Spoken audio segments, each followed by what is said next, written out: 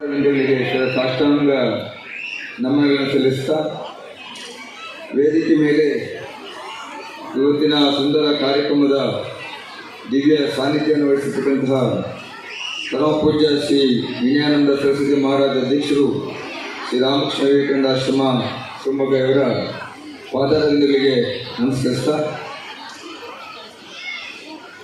ನಮ್ಮ ಸಂಸ್ಥೆಯ ಅಧ್ಯಕ್ಷರು ಹಾಗೂ ಕಾರ್ಯಕ್ರಮದ ಅಧ್ಯಕ್ಷರಾಗಿದ್ದ ಶ್ರೀಯುತ ಹಿರಿಯರಾಗಿರ್ತಕ್ಕಂಥ ಶ್ರೀಯುತ ಡಾಕ್ಟರ್ ನಾಗೇಶ್ ಅವರೇ ಹಾಗೂ ನಮ್ಮ ಶಿವಮೊಗ್ಗ ಜಿಲ್ಲೆಯ ಶೈಕ್ಷಣಿಕ ಚುಕ್ಕಾಣಿಯನ್ನು ಹಿಡಿದು ಉತ್ತಮ ಸೇವೆಯನ್ನು ಸಲ್ಲಿಸುತ್ತಿರ್ತಕ್ಕಂತಹ ಉಪನಿರ್ದೇಶಕರಾಗಿದ್ದ ಶ್ರೀಯುತ ಮಂಜುನಾಥ್ ಸರ್ ಅವರೇ,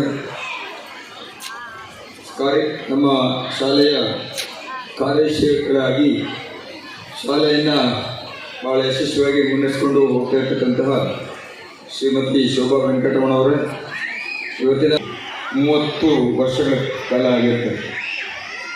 ಎಲ್ಲ ಪೋಷಕರಿಗೆ ಇಡೀ ಶಿವಮೊಗ್ಗ ನಗರಕ್ಕೆ ಮಾತ್ರ ಅಲ್ಲ, ಇಡೀ ಕರ್ನಾಟಕ ರಾಜ್ಯಕ್ಕೆ ಪರಿಚಯ ಮಾಡಿಕೊಂಡಿರ್ತಕ್ಕಂತಹ ಏಕೈಕ ಸಂಸ್ಥೆ ಅಂತಂದರೆ ರಾಮಕೃಷ್ಣ ವಿದ್ಯಾಲಯ ವಿದ್ಯಾನಿಕೇತನ.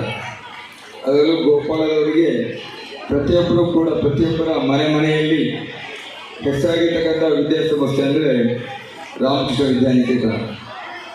ಸಣ್ಣ ಒಂದು ನಿದರ್ಶನವನ್ನು ಹೇಳಿ ಮುಗಿಸ್ತೀನಿ. ಕೇವಲ 10 ನಿಮಿಷಗಳ ಕಾಲ ಮಾತ್ರ ಸಮಯ ಇರೋದು.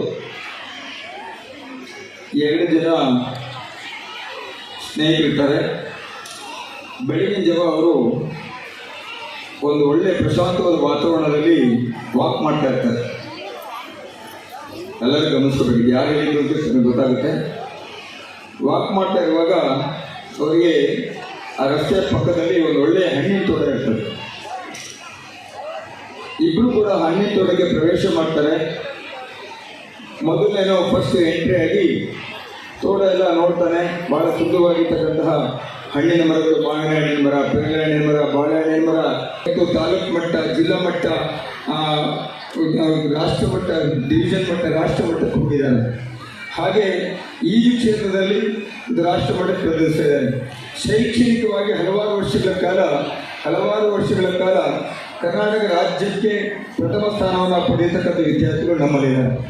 ಹಾಗೆ ಸಂಗೀತ ಕ್ಷೇತ್ರದಲ್ಲಿ ಒಳ್ಳೆಯ ಸಾಧನೆಯನ್ನು ಮಾಡಿದ್ದಾರೆ. ನೆಕ್ಸ್ಟ್ ಪ್ರತಿಭಾ ಕ್ಷೇತ್ರದಲ್ಲಿ ಇವತ್ತು ರಾಜ್ಯ ಮಟ್ಟವನ್ನು ಪ್ರತಿನಿಧಿಸಿದ್ದಾರೆ. ಪ್ರತಿಭಾ ಕಾರಂಜಿ ಮುಖಾಂತರ ರಾಜ್ಯ ಮಟ್ಟದಲ್ಲಿದ್ದಾರೆ. ವೈಜ್ಞಾನಿಕ ಕ್ಷೇತ್ರದಲ್ಲಿ ಇನ್ಸ್ಪೈರ್ ಅವಾರ್ಡು ಹಾಗೆ ವೈಜ್ಞಾನಿಕ ವಸ್ತು ಪ್ರದರ್ಶನದಲ್ಲಿ ಸಾಧನೆ ಮಾಡಿ ರಾಜ್ಯ ಮಟ್ಟದಲ್ಲೂ ಕೂಡ ಪ್ರತಿನಿಧಿಸಿ ಅವಾರ್ಡ್ ತೆಗೆದುಕೊಂಡು ಬಂದಿರ್ತಕ್ಕಂಥ ಮಕ್ಕಳು ನಮ್ಮಲ್ಲಿದ್ದಾರೆ. ಹಾಗಾಗಿ ರಾಮಕೃಷ್ಣ ವಿದ್ಯಾಲಯ ಅಂತಕ್ಕಂಥದ್ದು ಸಕಲ ರೀತಿಯಲ್ಲೂ ಕೂಡ ಶಿಕ್ಷಣವನ್ನು ಕೊಡ್ತಕ್ಕಂಥ ಮಹತ್ ಕಾರ್ಯವನ್ನು ಮಾಡ್ತಾ ಇದೆ. ಬಹಳ ಇಂಪಾರ್ಟೆಂಟ್ ಅಂತಂದರೆ ಇವತ್ತಿನ ವೈಜ್ಞಾನಿಕ ಯುಗದಲ್ಲಿ, ಇವತ್ತಿನ ಕಂಪ್ಯೂಟರ್ ಯುಗದಲ್ಲಿ ನಮ್ಮ ಭಾರತೀಯ ಸಂಸ್ಕೃತಿ ಹಿನ್ನೆಲೆಯಲ್ಲಿ ಶಿಕ್ಷಣ ಕೊಡ್ತಾರೆ. ಎಲ್ಲರೂ ಕೂಡ ಇವತ್ತು ಇಲ್ಲಿ ಅಂತಲ್ಲ, ನಮ್ಮ ಎಲ್ಲ ಶಿವಮೊಗ್ಗ ಇರ್ಬೋದು, ಶೃಂಗೇರಿ ಇರ್ಬೋದು, ಹೊಸನಗರ, ಸಾಗರ, ನೆಮ್ಮಲಲ್ಲಿ ಎಲ್ಲ ಕಡೆಯೂ ಕೂಡ 1000 ಜನ, ಸುಮಾರು 10,000 ಜನ ವಿದ್ಯಾರ್ಥಿಗಳಿದ್ದಾರೆ. 10,000 ನಾವು ಕೆಲವು ಕಡೆ ಭಾರಿ ದೊಡ್ಡ ಇನ್ಫ್ರಾಸ್ಟ್ರಕ್ಚರ್ ಮಾಡಿಲ್ಲ. ಸಾಮಾನ್ಯ ಇನ್ಫ್ರಾಸ್ಟ್ರಕ್ಚರ್ ಮಾಡಿದ್ರು ಕೂಡ 1000 ಜನ ವಿದ್ಯಾರ್ಥಿಗಳು ನಮ್ಮ ಶಾಲೆ ನೋಡ್ಕೊಂಡ್ಬರ್ತಾರೆ. ಅದಕ್ಕೆ ಒಂದೇ ಒಂದು ಕಾರಣ ಅಂತಂದರೆ ರಾಮಕೃಷ್ಣ ವಿದ್ಯಾಲಯ ನಮ್ಮ ಭಾರತೀಯ ಸಂಸ್ಕೃತಿಯ ಹಿನ್ನೆಲೆಯಲ್ಲಿ ಶಿಕ್ಷಣವನ್ನು ಕೊಡ್ತಾ ಇದ್ದೇನೆ. ಇದೊಂದು ನಮ್ಮ ದೊಡ್ಡ ಅಸ್ತ್ರ. ರಾಮಕೃಷ್ಣ ಶಾಲೆಗೆ ಸೇರಿಸಿದ್ರೆ ವಿದ್ಯಾರ್ಥಿಗಳು ಬಗ್ಗಿ ಬಾಳುವ ಒಂದು ಸಂಸ್ಕೃತಿಯನ್ನು ಕಲಿಸ್ತಾರೆ. ತಂದೆ ತಾಯಿ ಗೌರವ ಕೊಡ್ತಕ್ಕಂಥ ಒಂದು ಸಂಸ್ಕೃತಿಯನ್ನು ಬೆಳೆಸ್ತಾರೆ. ಗುರು ಹಿರಿಯರಿಗೆ ದೇವರದಿಂದಲೇ ಭಕ್ತಿ ಶ್ರದ್ಧೆಯನ್ನು ಮೂಡಿಸ್ತಕ್ಕಂಥ ಒಂದು ಸಂಸ್ಕಾರವನ್ನು ರಾಮಕೃಷ್ಣ ವಿದ್ಯಾಲಯ ಬೆಳೆಸುತ್ತೆ. ನಾಳೆ ನಮ್ಮ ವಿದ್ಯಾರ್ಥಿಗಳು ನಮ್ಮನ್ನು ನೋಡ್ಕೊಳ್ತಾರೆ, ಹಾಗೆ ನಮ್ಮ ದೇಶಕ್ಕೆ ಒಳ್ಳೆಯ ಆಸ್ತಿಯಾಗಿ ನಿಲ್ತಾರೆ ಅಂತಕ್ಕಂಥ ಒಂದು ವಿಶಾಲವಾದ ಕಲ್ಪನೆಯಿಂದ ಇವತ್ತು ನಮ್ಮ ಶಿವಮೊಗ್ಗದಲ್ಲಿ ಹಾಗೂ ಎಲ್ಲ ಕಡೆ ಕೂಡ ಪೋಷಕರು ಬೇಡ ಅಂದರೂ ಬಂದು ಸೇರಿಸ್ತಾ ಇದ್ದಾರೆ. ಇದೇ ಗೋಪಾಲದಲ್ಲಿ 1991-92 ಕೇವಲ 5 ಜನ ಹಾಸ್ಟೆಲ್ಗೆ, 8 ಜನ ಹೊರಗಡೆ, 13 ಜನ ವಿದ್ಯಾರ್ಥಿಗಳು ಮಾತ್ರ ಇದ್ದಾರೆ.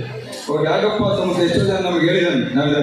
ದೇವರಾಜ ವೆಂಕಟರಮಣವರೇ ಇಲ್ಲಿ ಸ್ಕೂಲ್ ನಡೆಸೋ ಕಷ್ಟ. ನಾವು ಅಸೆಂಬ್ಲಿ ಎಲ್ಲ ರೂಮ್ ಒಳಗಡೆ ಮಾಡ್ತಾಯಿದ್ದೀವಿ. ಹೊರಗಡೆ ವಿದ್ಯಾರ್ಥಿಗಳು ನಿಲ್ಲಿಸ್ಕೊಳ್ಳೋಕೆ ನಮಗೆ ನಾಚಿಕೆ ಆಗೋದು, ನಮಗೆ ಶೇಮ್ ಆಗೋದು. ನಮ್ಗೆ ಯಾಗಪ್ಪ 13 ಜನ ವಿದ್ಯಾರ್ಥಿಗಳು ಎತ್ಕೊಂಡು 1000 ವಿಷಯ ಮಾಡೋದು ಹೇಗೆ ಅಂತೇಳಿ ಕೋಣೆ ಒಳಗಡೆ ಮಾಡ್ತಾಯಿದ್ದೀವಿ. ಇವತ್ತು ನಮಗೆ ಜಾಗ ಸಾಕಾಗದೆ ಇವತ್ತು ನೋಡಿ ಕುವೆಂಪು ರಂಗಮಂದಿರ 2-3 ದಿನ ಕಾರ್ಯಕ್ರಮ ಮಾಡಬೇಕು ಅಷ್ಟು ಇದು ಪೋಷಕರು ಶಾಲೆಯ ಶೈಕ್ಷಣಿಕ ವ್ಯವಸ್ಥೆಯನ್ನು ಇಷ್ಟಪಟ್ಬಿಟ್ಟು ಪ್ರೋತ್ಸಾಹಿಸ್ತಾರೆ. ಇದಕ್ಕೆಲ್ಲ ನಮಗೆ ಯಾವ ಥರ ಶಿಕ್ಷಣ ಅಂತಕ್ಕಂಥದ್ದನ್ನು ತಾವೆಲ್ಲ ಗಮನಿಸ್ಕೊಂಡಿದ್ದೀರಿ. ಸ್ವಾಮಿ ವಿವೇಕಾನಂದರಿಗೆ ಸೌಂಡ್ ಮೈಂಡಿನೇ ಸೌಂಡ್ ಬಾಡಿ, ಬೇಕಾದಷ್ಟು ವಿಚಾರಗಳು ಹೇಳಿದರೆ ಏ ಸೌಂಡ್ ಮೈಂಡಿನೇ ಸೌಂಡ್ ಬಾಡಿ ಅಂದರೆ ವಿದ್ಯಾರ್ಥಿಗಳು ಚೆನ್ನಾಗಿ ಓದಬೇಕು, ಚೆನ್ನಾಗಿ ವಿಷಯ ಜ್ಞಾನವನ್ನು ಮಾಡ್ಕೋಬೇಕು, ಸಕಲ ರೀತಿಯಲ್ಲೂ ಕೂಡ ಓದಿ ಒಳ್ಳೆ ನಾಲೆಜನ್ನು ಬೆಳೆಸ್ಕೋಬೇಕು. That is a sound mind ಅಂದರೆ ಒಳ್ಳೆ ಯೋಗ ಮಾಡಬೇಕು, ಒಳ್ಳೆ ಕ್ರೀಡಾ ಕ್ಷೇತ್ರದಲ್ಲಿ ಭಾಗವಹಿಸಬೇಕು, ಸರಿಯಾಗಿ ಊಟ ಮಾಡಬೇಕು, ಸರಿಯಾಗಿ ಚಿಂತನೆಗಳನ್ನು ಮಾಡಬೇಕು, ಸರಿಯಾಗಿ ಆಟೋಟಗಳನ್ನು ಮಾಡಬೇಕು. ಆಗ ಎ ಸೌಂಡ್ ಬಾಡಿ ಬರೀತದೆ. ಬರೀ ಸೌಂಡ್ ಮೈಂಡ್ ಇದೆ, ಸೌಂಡ್ ಬಾಡಿ ಇಲ್ಲ ಅಂತಂದರೆ ದೇಶದಲ್ಲಿ ಏನು ಮಾಡೋಕ್ಕಾಗಲ್ಲ. ಸೌಂಡ್ ಬಾಡಿ ಇದು ಸೌಂಡ್ ಮೈಂಡ್ ಇಲ್ಲ ಅಂತಂದರೆ ದಂಡ ಪಿಂಡಗಳಾಗಿ ಬೀದಿ ಮೇಲೆ ಸುತ್ತಾಡ್ಕೊಂಡು ಕೂಗಾಡ್ಕೊಂಡಿರ್ತಕ್ಕಂಥ ವ್ಯಕ್ತಿಗಳಾಗ್ತಾರೆ. ಹಾಗಾಗಿ ಸ್ವಾಮಿ ವಿವೇಕಾನಂದ ಎಂಥ ಒಂದು ಸೆಂಟೆನ್ಸ್ ಸ್ಟೇಟ್ಮೆಂಟ್ ಕೊಡೋದ್ರೆ ಸೌಂಡ್ ಮೈಂಡ್ ನಮಗೆ ಏನು ಬೇಕಪ್ಪ ಅಂದರೆ ಸೌಂಡ್ ಮೈಂಡ್ ಸೌಂಡ್ ಬಾಡಿ ಬೇಕು. ಈ ರೀತಿಯಲ್ಲಿ ಸೌಂಡ್ ಮೈಂಡು ಮತ್ತು ಸೌಂಡ್ ಬಾಡಿ ಎರಡನ್ನೂ ಕೂಡ ಪ್ಯಾರಲ್ ಆಗಿ ಬೆಳೆಸ್ಕೊಳ್ತಕ್ಕಂಥ ವಿದ್ಯಾಸಂಸ್ಥೆ ಇದೆ ಅಂತಂದರೆ ಅದು ರಾಮಕೃಷ್ಣ ಶಾಲೆ ಅಂತ ನಾವು ನೇರವಾಗಿ ಧೈರ್ಯವಾಗಿ ಯಾಕೆಂದರೆ ಅಷ್ಟು ಜನ ಇಡೀ ಕರ್ನಾಟಕದಾದ್ಯಂತ ಹುಡ್ಕೊಂಡು ನಮ್ಮ ಶಿಕ್ಷಣ ಕ್ಷೇತ್ರ ಹುಡ್ಕೊಂಡು ಬರ್ತಾರೆ. ಕಾರಣ ಭಾರತೀಯ ಸಂಸ್ಕೃತಿ ಅಡಿಯಲ್ಲಿ ಒಳ್ಳೆಯ ಸತ್ವಪೂರ್ಣವಾಗಿರ್ತಕ್ಕಂಥ ಶಿಕ್ಷಣವನ್ನು ಸಂಸ್ಥೆ ಕೊಡ್ತಾ ಇದೆ, ಎಲ್ಲ ರಂಗದಲ್ಲೂ ಕೂಡ ಕೊಡ್ತಾ ಇದೆ.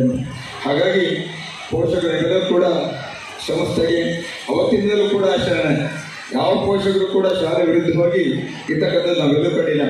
ಎಲ್ಲರೂ ಕೂಡ ಶಾಲೆ ಬಗ್ಗೆ ಅಪಾರವಾಗಿ ಇರ್ತಕ್ಕಂತಹ ಅಭಿಮಾನವನ್ನು ಇಟ್ಕೊಂಡಿರ್ತಕ್ಕಂಥ ನಮ್ಮ ಪೋಷಕರು. ಹಾಗಾಗಿ ಪೋಷಕರ ವಿದ್ಯಾಸಂಸ್ಥೆಯ ಬಾಂಧವ್ಯ ಚೆನ್ನಾಗಿದ್ದಾಗ ವಿದ್ಯಾರ್ಥಿಗಳ ಶೈಕ್ಷಣಿಕ ಪ್ರಗತಿ ಚೆನ್ನಾಗಾಗ್ತದೆ. ವಿದ್ಯಾರ್ಥಿಗಳು ಸಹನೆಯಿಂದ, ತಾಳ್ಮೆಯಿಂದ, ಗೌರವಪೂರ್ಣವಾಗಿ ವಿನಯಿಕೆಯಿಂದ ಕಲಿಯಲಿಕ್ಕೆ ಶುರು ಮಾಡ್ತಾರೆ. ಹಾಗಾಗಿ ಎಲ್ಲ ಪೋಷಕರ ಸಹಕಾರ ಸಂಸ್ಥೆಗಳು ಇರೋದ್ರಿಂದ ಇದು ನಮಗೊಂದು ದೊಡ್ಡ ಅಸ್ತ್ರ ಅಂತೇಳಿ ಭಾವಿಸ್ಕೊಂಡು ಎಲ್ಲ ಪೋಷಕರಿಗೆ ಅಭಿಮಾನವನ್ನು ಸಲ್ಲಿಸಲಿಕ್ಕೆ ಇಷ್ಟಪಡ್ತಿದ್ದೀವಿ. ಹಾಗೆ ಸಂಸ್ಥೆಯ ಮುಖ್ಯತಕ್ಕಂಥ ಹಗಲುಗಳು ಭಾಳ ಪ್ರಯತ್ನ ಪಟ್ಬಿಟ್ಟು ಶಾಲೆಯನ್ನು ಮುನ್ನಡೆಸ್ಕೊಂಡು ಹೋಗ್ತಾ ಇದ್ದಾರೆ.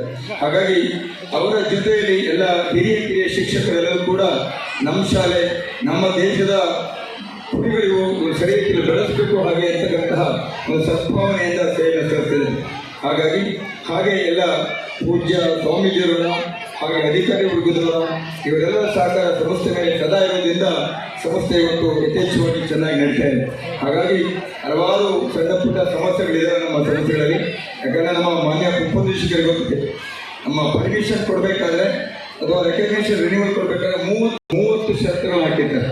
ಹಾಗಾಗಿ ಒಂದೆರಡು ಷರತ್ತುಗಳನ್ನು ಮೇಂಟೈನ್ ಮಾಡೋ ಕಷ್ಟ ಆದರೂ ಕೂಡ ಮಾನ್ಯ ಉಪನಿರ್ದೇಶಕರು ತಮ್ಮ ಸಹಕಾರ ನಮ್ಮ ಸಂಸ್ಥೆ ಮೇಲೆ ಇಡಬೇಕು ಅಂತ ಕಲ್ಕನೆ ಪ್ರಾರ್ಥನೆ ಮಾಡ್ತಾ, ಹಾಗೆ ನಮ್ಮ ಪೂಜ್ಯ ಸ್ವಾಮೀಜಿಯವರ ಆಶೀರ್ವಾದ ಅನುಗ್ರಹ ನಮ್ಮ ಸಂಸ್ಥೆ ಮೇಲೆ ಸದಾ ಇರಲಿ.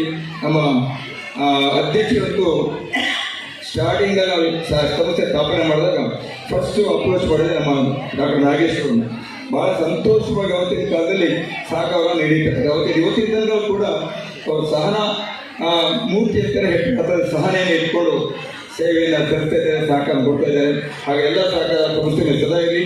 ನಮ್ಮೆಲ್ಲ ವಿದ್ಯಾರ್ಥಿಗಳು ಕೂಡ sound mind in a sound body ಥರ ಆಗಲಿ.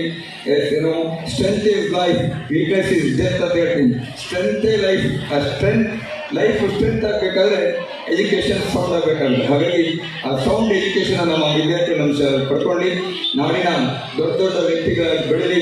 ಈ ದೇಶಕ್ಕೆ, ಈ ಭಾರತ ದೇಶಕ್ಕೆ, ಈ ಭಾರತೀಯ ಮಣ್ಣು, ಈ ಭಾರತೀಯ ನೆಲ, ಭಾರತೀಯ ನೀರು, ಭಾರತೀಯ ಗಾಳಿ ಪ್ರತಿಯೊಂದು ಕೂಡ ಭಾರತದಾಗಿದ್ದು ಈ ಭಾರತೀಯ ಸಂಸ್ಕೃತಿಯನ್ನು ನಾವೆಲ್ಲ ಮೂಡಿಸೋಣ ಅಂತ ಹೇಳ್ತಾ ಇದು ಮಾತಾಡ್ತಕ್ಕಂಥ ಸಂದರ್ಭ ಅಲ್ಲ ಅಂತ ಹೇಳ್ತಾ ಈ 10 ನಿಮಿಷ ಮಾತಾಡೋಕ್ಕೆ ನಾವೆಲ್ಲ ಕೂಡ ಸಾಕಷ್ಟು ಅಂತ ಹೇಳ್ತಾ ನಾನು ಮಾತನ್ನು ಮುಗಿಸಿದ್ದೇನೆ. ನಮಸ್ತೆ. ಜಯ ರಾಮಕೃಷ್ಣ.